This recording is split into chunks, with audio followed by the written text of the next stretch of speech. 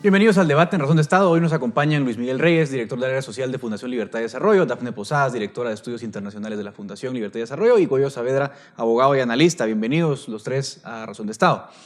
Bueno, vamos a comentar un poco lo que ha sido esta primera semana de gobierno. Yo utilicé un adjetivo que tal vez describe un poco lo que ha pasado, que ha sido una semana frenética. O sea, ha pasado muchas cosas, el presidente parece que tiene pues muchas ganas de hacer muchas cosas y ha planteado bastantes acciones de gobierno en poco tiempo. Sin entrar a detalles, vamos a hablar de la Comisión Presidencial contra la Corrupción, de los cambios en política exterior, de su petición de reunirse con jefes de bancada cada 15 días, etcétera, etcétera. Entonces yo preguntaría tal vez como primera impresión, Goyo, ¿cómo evalúas esta primera semana de gobierno? ¿Qué impresión nos llevamos y qué podemos destacar?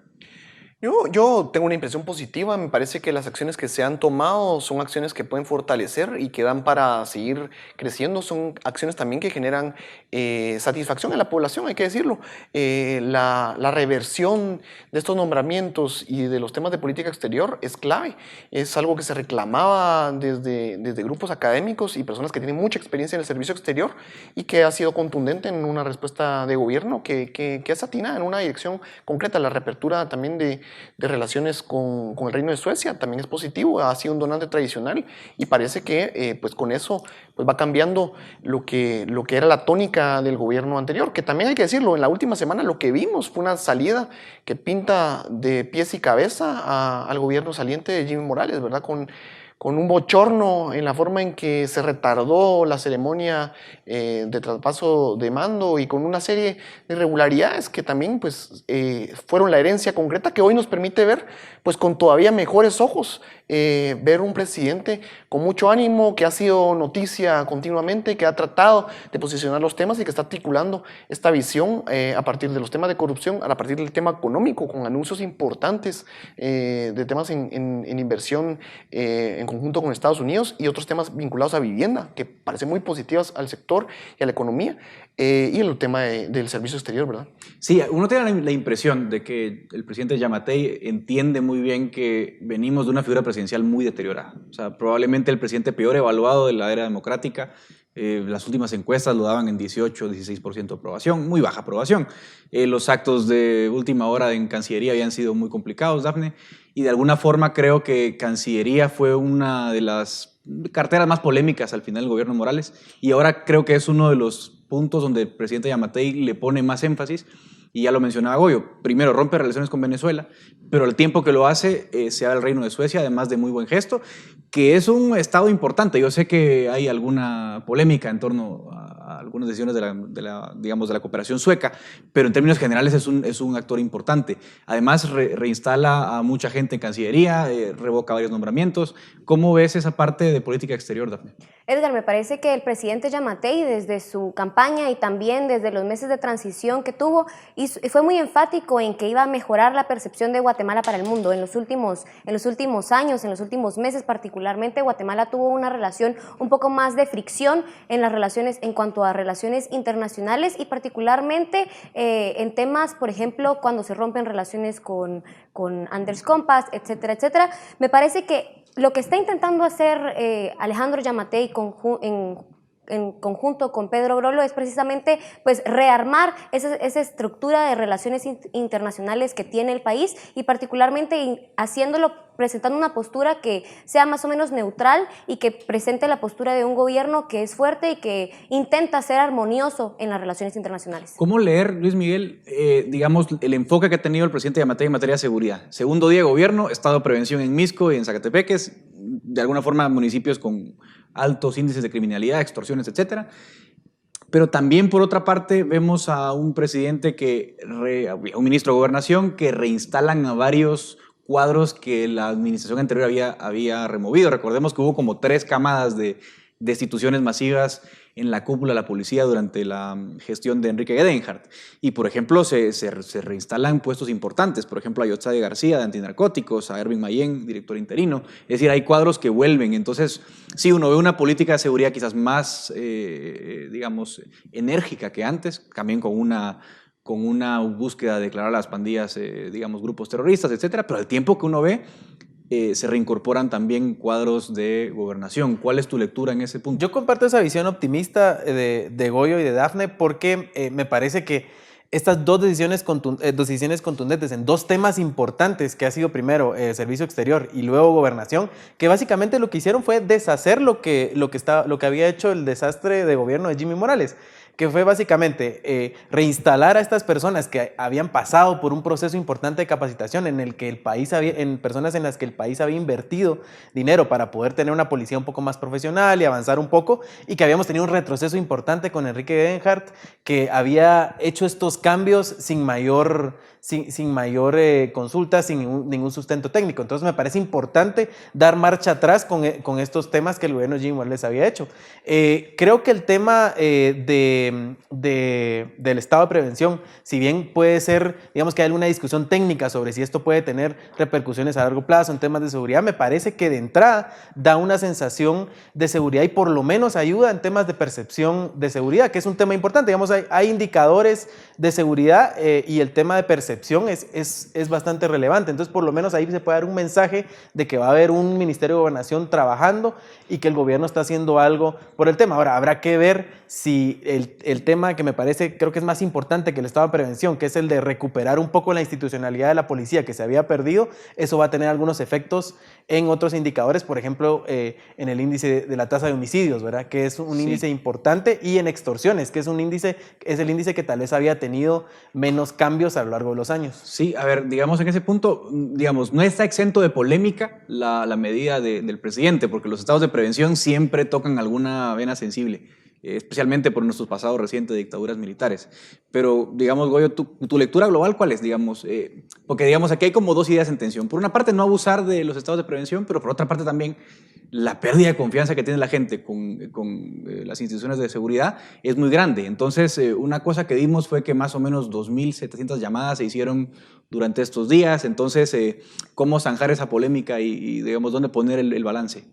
Sí, yo no entraría a analizar porque me parece que es una medida a la cual, por el carácter, digamos, del estado de prevención, tienen que ser extraordinarias, pero lo que entraría a analizar son buenos indicadores del resultado de algunas decisiones. Por ejemplo, hablábamos de los cuadros que se ponen al mando de la Policía Nacional Civil.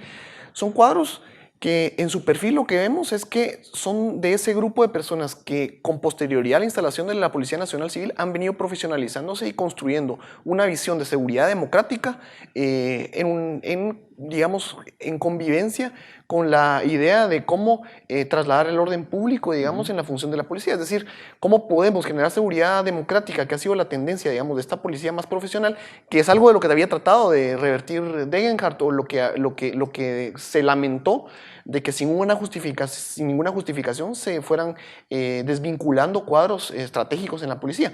Esta medida de nombrar a esta persona, a este personal al mando, lo que nos hace es, pues, generar la posibilidad, sí, de empezar a tener acciones trascendentales y muy integrales en temas del fenómeno criminal, que abarcan no solo la Policía Nacional Civil, sino también la vinculación con presidios, mucho del fenómeno que tiene que ver con las extorsiones. Recordemos que son de pandillas, son de clicas que están articuladas y que están desde las prisiones. Entonces, esto es, digamos, un camino que nuevamente vuelve a la senda y que puede generar mucha satisfacción y credibilidad en la población.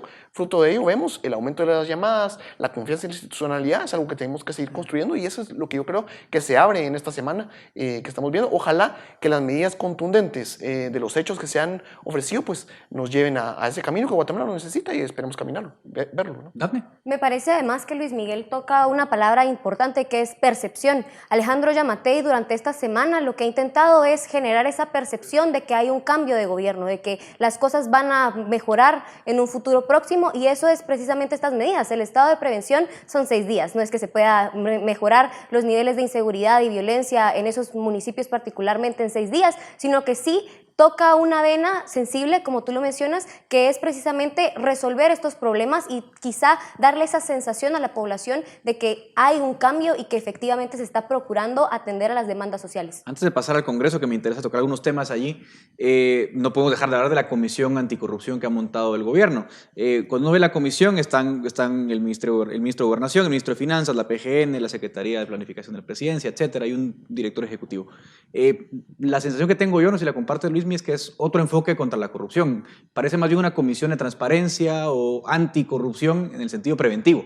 No es una comisión, digamos, reactiva como lo fue la CICIG, sino pareciera más algo orientado a la prevención de la corrupción. Yo soy un poco escéptico respecto a las comisiones anticorrupción, comisiones presidenciales anticorrupción, especialmente por la experiencia que tuvimos en el pasado con una comisión de transparencia que dirigía Roxana Valdetti, que ya sabemos cómo terminó eso, ¿verdad? Entonces, pero en ese sentido, pues me parece que es bueno que el tema no se olvide, que el tema se hable. Ojalá haya algunos avances, ojalá se den algunos lineamientos y, como bien decís, si el enfoque es preventivo, me parece que hay mucho que se puede hacer. Ahora, lo que pasa es que seguramente van a necesitar entrar a hablar de temas, por ejemplo, como la ley de contrataciones del Estado. Entonces, a lo mejor de ahí pueden salir alguna propuesta técnica para modificar la ley de contrataciones y que se pueda avanzar un poco en el tema de la prevención y la transparencia. Si ese es el enfoque, me parece que es positivo. Ciertamente no va a ser un enfoque como el del proceso de lucha contra la corrupción, al que veníamos caminando y el que, digamos, hemos estado acostumbrados por estos últimos años, pero creo que eso puede quedar dentro del MP y la Fiscalía contra la Corrupción y que se siga ese proceso ahí y que este sea un proceso distinto, tal vez más propositivo. Si es pues el enfoque, me parece correcto. Ahora paso ahí al Congreso, porque digamos está bien este enfoque, pero seguimos con que el presidente Yamatei no tiene mayoría en el Congreso, logró la Junta Directiva de alguna forma y a la hora de repartir comisiones lo que vemos es que logran una comisión importante que es la de Finanzas, por ejemplo. Pero también hay otras comisiones como legislación y puntos constitucionales, como reformas del sector justicia, que no le tocan a él, que le tocan a todos, que le tocan a partidos como la UNE, por ejemplo, en el caso de derechos humanos, en el caso de asuntos de seguridad nacional. ¿Cómo vemos las fuerzas en el Congreso, Goyo?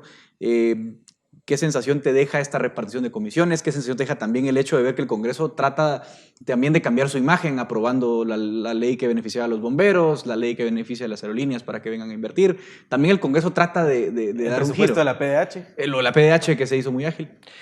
Sí, yo creo que es un Congreso que ya está entrando en una dinámica distinta. Eso es beneficioso para la ciudadanía. Una dinámica distinta lo veo, por ejemplo, en que el clamor de responder a las prestaciones laborales que quedaron pendientes por capricho de la Junta Directiva pasada, pues fue resuelto casi de una forma mayoritaria o contundente. 140 votos. 140 votos, o sea, no hay más, ¿verdad?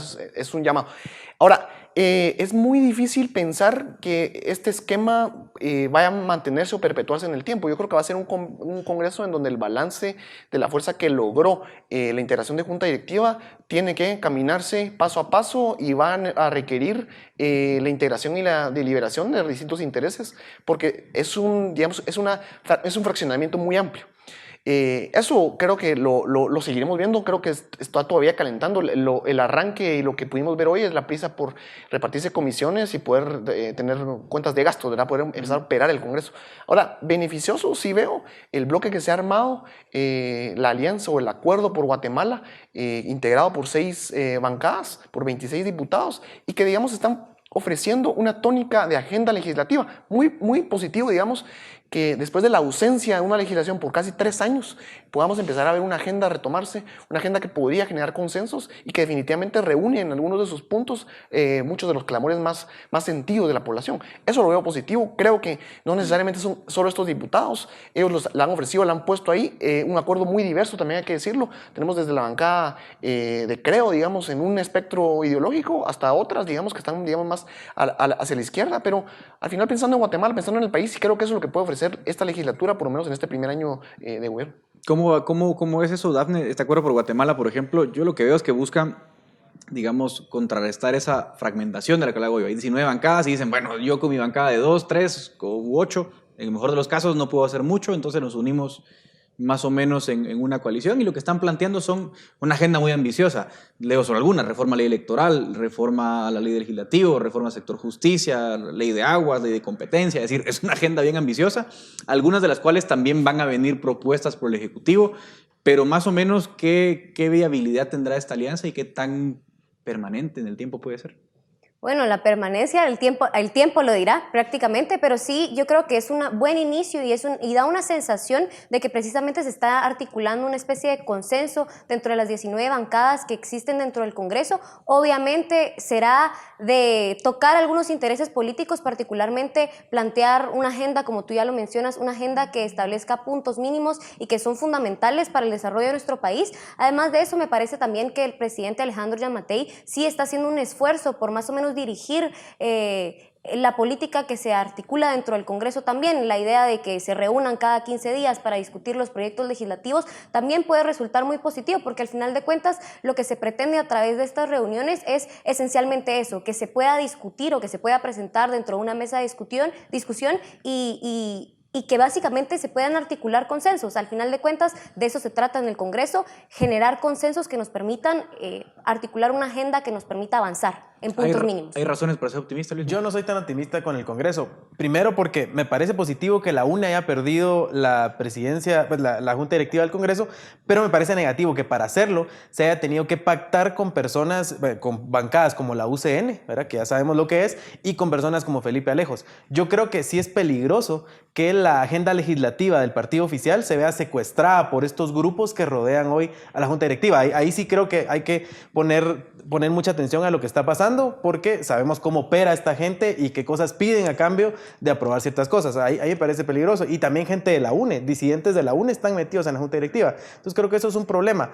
Sí comparto que es bueno que haya un intento de agenda legislativa. Hay que notar que muchos de los temas de la agenda legislativa que proponen estas 6 bancadas se empatan con temas que el presidente Giammattei habló en su discurso. Entonces ahí a lo mejor pueden haber algunas coincidencias y pueden formarse nuevas alianzas en favor de estas iniciativas que se puedan plantear. Ese es un punto positivo. Ahora, lo que pasa es que las fuerzas, digamos, ver a un Felipe Alejos metido en la Comisión de Reformas al Sector Justicia, lo que estamos viendo es que van a parquear las reformas al sistema de justicia, porque ahí ese es un defensor de la impunidad. Entonces, no veo nada bueno de ese lado, pero hay luces y sombras dentro del ahí habrá que ver qué fuerza tiene mayor poder, ¿cierto? Si la agenda del consenso o la agenda del disenso. Eso es. Bueno, muchos temas que hablar, apenas una semana, pero seguramente los volveremos a invitar para seguir conversando.